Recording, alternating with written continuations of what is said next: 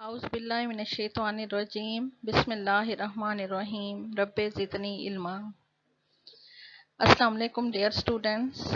Today we are going to start our lecture number 10, chapter 2, frequency distribution. Earlier we have discussed the discrete frequency distribution. Today we are going to discuss continuous frequency distribution. Making a continuous frequency distribution for group data.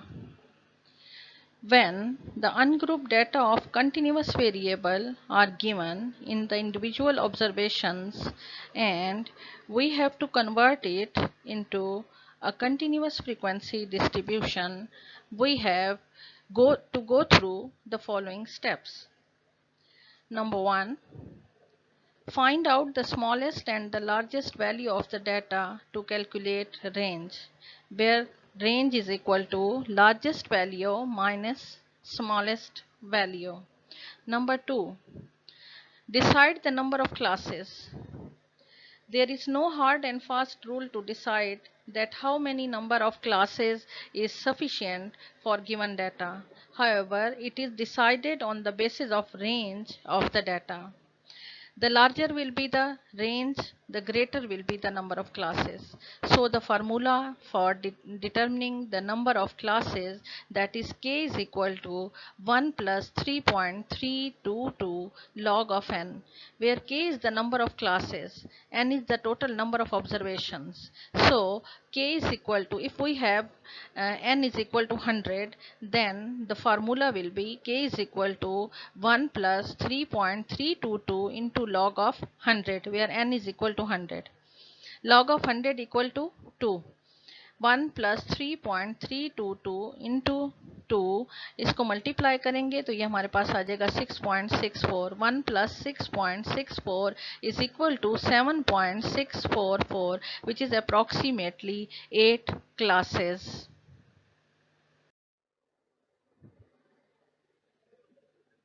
Number 3, decide the size of class interval. The size of class interval is denoted by h or I, and the formula is h is equal to range divided by k. K is the number of classes.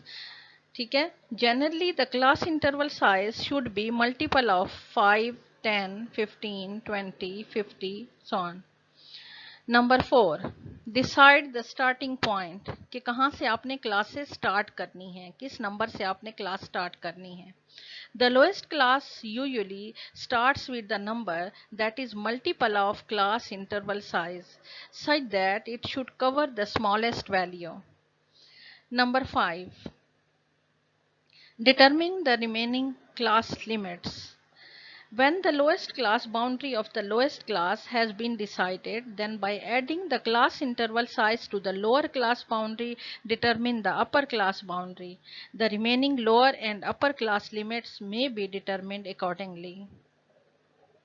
Number 6. Distribute the data into respective classes. All the observations are marked under the column tally bar against the respective classes. The number of tally bars is counted to get the frequency when the frequencies of all the classes are noted, we get the group data or frequency distribution of the data. Number 7, total of the frequency column. Finally, the total of the frequency column must be equal to the total number of observations to confirm that all the data have been counted for. Question number 2.5 from your exercise. Question is, marks obtained by 50 students of a class are as under, and these marks are 34, 54, 10, 21, 51, 52, 12, 43, 48, 36, 48, 22, 39, 26, 34, 19, 10, 17, 47, 38, 13, 30, again 30, 60, 59, 15, 7, 18, 40, 49, 40, 51, 55, 32, 41, 21, 22, 30, 35, 53, 25, 14, 18, 19, 4, 43, 40, 17, 45, 25, 43. Construct a frequency table with a suitable class interval size. इसका अगला part जो है ये आपके exercise में तो नहीं है, लेकिन मैं खुद आपको ये करा रही हूँ क्योंकि इसी में ही आपको लेस देन और मोर देन कम्युलेटिव फ्रीक्वेंसी भी आपका टॉपिक कवर हो जाएगा। बी पार्ट इसमें है also prepare less than cumulative frequency distribution. C part है prepare more than cumulative frequency distribution, जिसको डी कम्युलेटिव फ्रीक्वेंसी डिस्ट्रीब्यूशन भी कहते हैं। ठीक है, अब इसके सोल्यूशन कैसे होगा, आपने फ्रीक्वेंसी डिस्ट्रीब्यूशन सबसे पहले बनानी है। 50 आपके पास स्टूडेंट्स हैं, ये 50 का डाटा है आपके पास। ठीक है, तो क्या स्टेप होगा, सबसे पहले find the smallest and largest and smallest value of the data. The largest value of the data is 60 and smallest value of the data is 4. Now first of all find range. Range is equal to maximum value or largest value minus smallest value. Largest value या maximum value कौन सी है आपकी data में, 60 है, और minimum या smallest value आपकी कौन सी है, वो है 4। तो रेंज आपके पास आ जाएगा 56। The second step is to find the number of classes. Find the number of classes and it is equal to k is equal to 1 plus 3.322 log of n. अब n आपके पास total number of observations data में कितनी है, 50 observations है आपके पास। तो ये क्या हो जाएगा, 1 प्लस 3.322 लॉग ऑफ 50, और लॉग ऑफ 50 आपके पास किसके इक्वल आता है, 1.6990 के इक्वल आता है। ठीक है, इसको मल्टीप्लाई करेंगे 3.322 से और आपके पास आ जाएगा 5.6441, और इसको 1 में प्लस करेंगे तो आपके पास आंसर आता है 6.6441, which is approximately equal to 7 classes. The next step is to find the class interval size. उसका क्या फार्मूला होता है, h या i से उसको डिनोट करते हैं, h से भी करते हैं i से भी करते हैं। h is equal to range divided by number of classes, जिसको हम k से डिनोट करते हैं। ठीक है, 56 आपके पास रेंज आया था और नंबर ऑफ क्लासेस यहाँ पे कितनी आई, 7, तो 7 इज इक्वल टू 8। ठीक है, कितनी आपके पास क्लास इंटरवल साइज कितना आ गया, 8। लेकिन आप ये देखें कि हम पीछे जो आपको मैं स्टेप्स में बता चुकी हूँ कि because of the size of class interval is usually taken as multiple of 5, 10, 15, 20 और 50, so here we determine it as two 10 which is close to 8। ठीक है, तो हम 10 से यहाँ पे स्टार्ट करेंगे क्योंकि क्लास इंटरवल साइज हम 10 लेंगे, और क्योंकि ये जो है आपका 8 से ज़्यादा नज़दीक है, मल्टीपल ऑफ 5 हम लेते हैं क्लास इंटरवल साइज में अमूमन।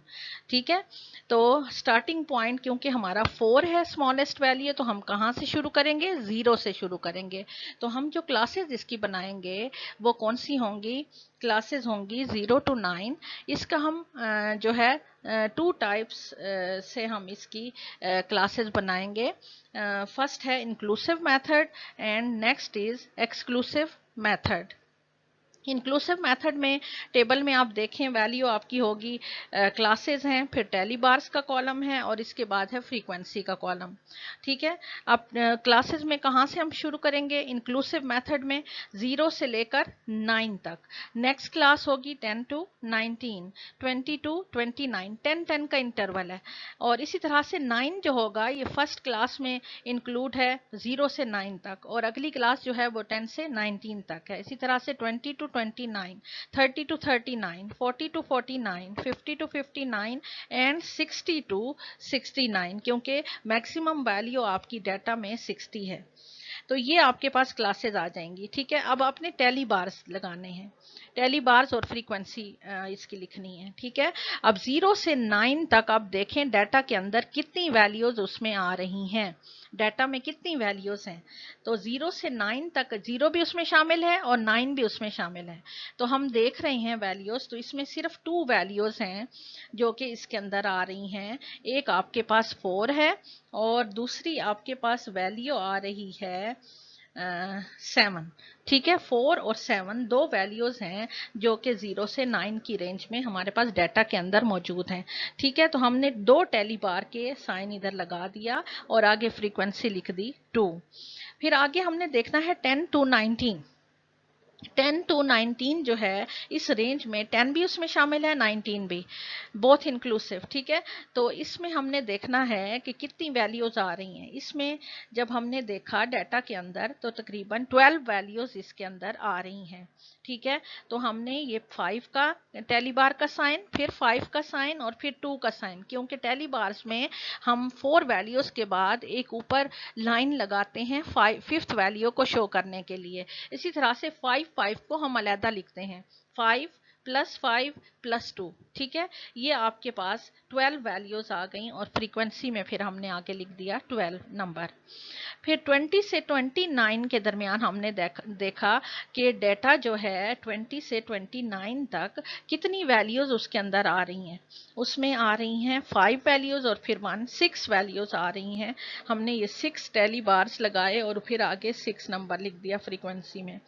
फिर 30 से 39 में हमने देखा कि डेटा में कितनी वैल्यूज हैं, वो हमने देखा तो 10 वैल्यूज हैं। हमने 5 के टैली मार्क लगाए, 10 हो गया और 10 यहाँ पे हमने फ्रीक्वेंसी का नंबर लिख दिया। इसी तरह से 40 से 49 हमने देखा तो 12 वैल्यूज उसके अंदर आ रही हैं। 12 के लिए हमने टैली बार साइन लगाए और फिर फ्रीक्वेंसी हमने 12 लिख दी।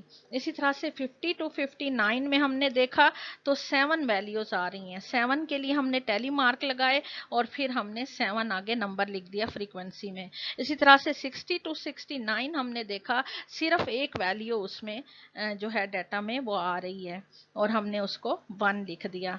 अब हमने फ्रीक्वेंसी का टोटल करना है। फ्रीक्वेंसी का टोटल आपके पास उतना आना चाहिए जितनी आपके पास डाटा में नंबर ऑफ वैल्यूज या नंबर ऑफ ऑब्जर्वेशंस हैं आपके पास। वो हमारे पास कितनी थी? 50। तो हमारा फ्रीक्वेंसी का जो सम है वो भी हमारा 50 आ रहा है। इसी तरह से नेक्स्ट जो मेथड है वो है एक्सक्लूसिव मेथड।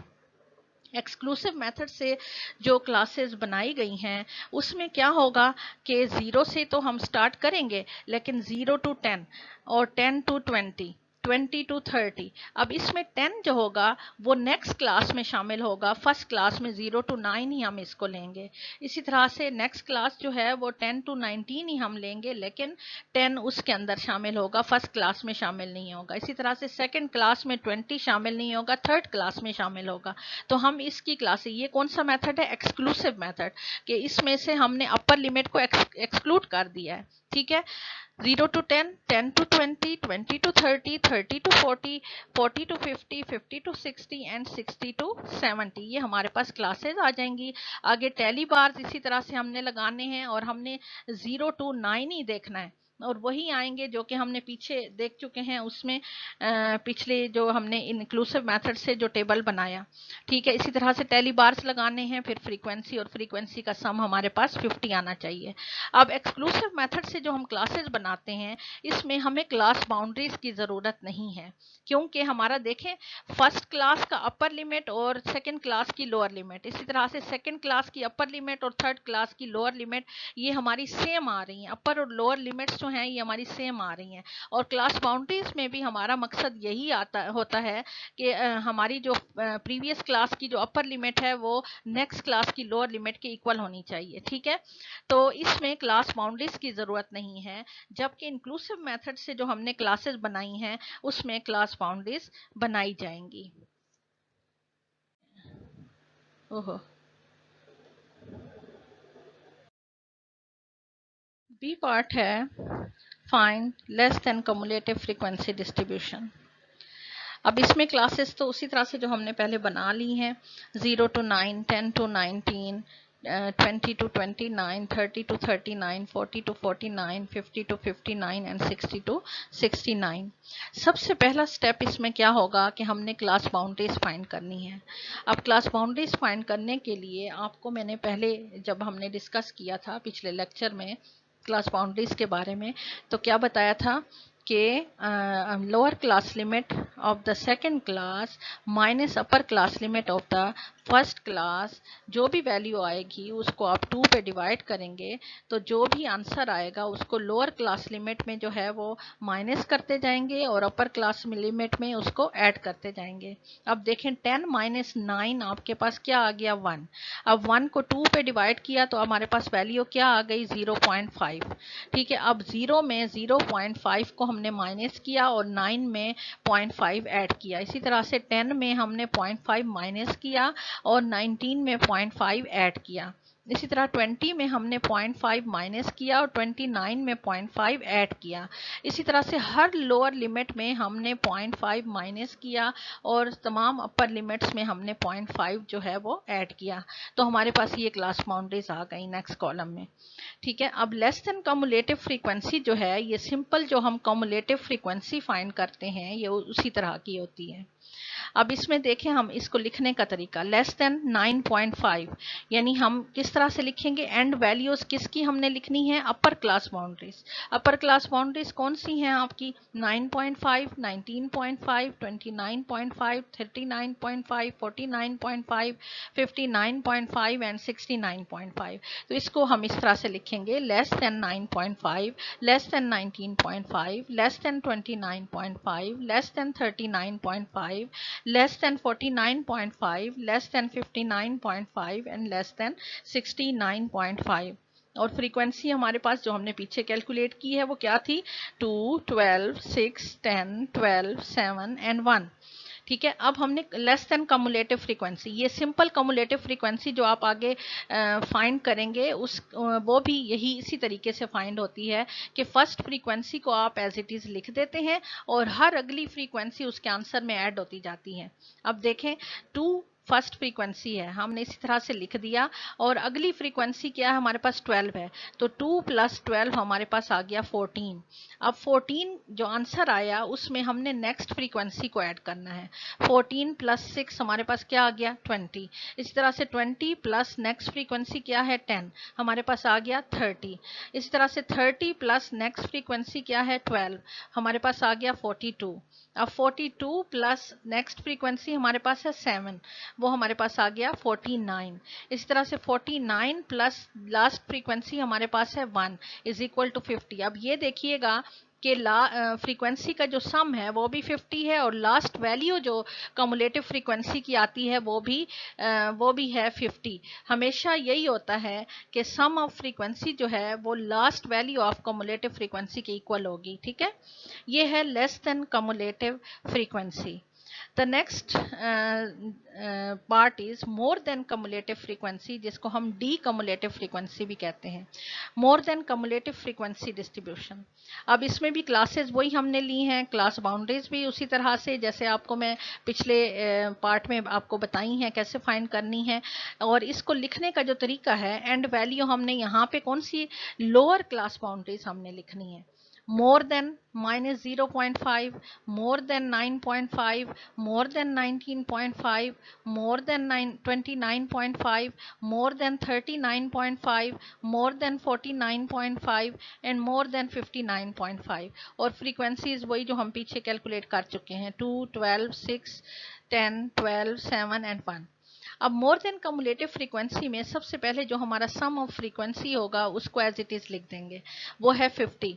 अब 50 में से फर्स्ट जो हमारी फ्रीक्वेंसी है वो है 2, वो हम माइनस कर देंगे, हमारे पास आ गया 42।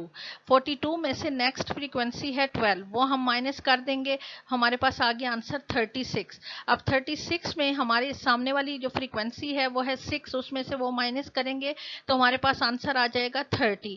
30 में से सामने वाली फ्रीक्वेंसी क्या है 10 है, 10 उसमें से माइनस करेंगे तो हमारे पास आंसर आ गया 20। 20 में से नेक्स्ट फ्रीक्वेंसी हमारे पास है 12, 12 माइनस करेंगे हमारे पास 8 आ गया और 8 में से सामने फ्रीक्वेंसी 7 है, 7 माइनस करेंगे तो हमारे पास फ्रीक्वेंसी आ गई 1। ये है मोर देन कम्युलेटिव फ्रीक्वेंसी डिस्ट्रीब्यूशन। अच्छा, बच्चों पीछे एक चीज़ रह गई है हमारी। इंक्लूसिव मेथड जब मैंने आपको बताया तो उसमें मैंने आपको एक रिलेटिव फ्रीक्वेंसी के बारे में बताना था, शायद मैं बताना भूल गई हूँ। रिलेटिव फ्रीक्वेंसी भी वहाँ पे मैंने आपको फाइंड करके बता दी है कि कैसे फाइंड करते हैं, जैसा कि आप पहले भी पढ़ चुके हैं उसके बारे में। रिलेटिव फ्रीक्वेंसी जो है वो frequency divided by it's total. ठीक है, आप उस कॉलम में देखें, आर एफ के नाम से मैंने कॉलम वो उसमें लिखा हुआ है इंक्लूसिव मेथड में। तो क्या है, फर्स्ट फ्रीक्वेंसी 2 है और टोटल ऑफ फ्रीक्वेंसी क्या है, 50 है, तो 2 डिवाइडेड बाय 50। इसी तरह से नेक्स्ट जो फ्रीक्वेंसी है वो 12 है, तो 12 डिवाइडेड बाय 50, 6 डिवाइडेड बाय 50। यानी हर फ्रीक्वेंसी को उसके टोटल पे डिवाइड करेंगे तो हमारे पास रिलेटिव फ्रीक्वेंसी हमेशा इक्वल टू 1 आती है। तो अगर आपको कहा जाए कि रिलेटिव फ्रीक्वेंसी फाइंड करें तो आप इस मेथड से फाइंड करेंगे। ठीक है। अच्छा, तो ये आज का हमारा होम टास्क है। एक्सरसाइज के क्वेश्चन हैं जो कि इसी मेथड से रिलेटेड हैं। आपने ये 3 क्वेश्चन जो हैं इनको सॉल्व करना है और फिर मुझे ग्रुप में सेंड करना है।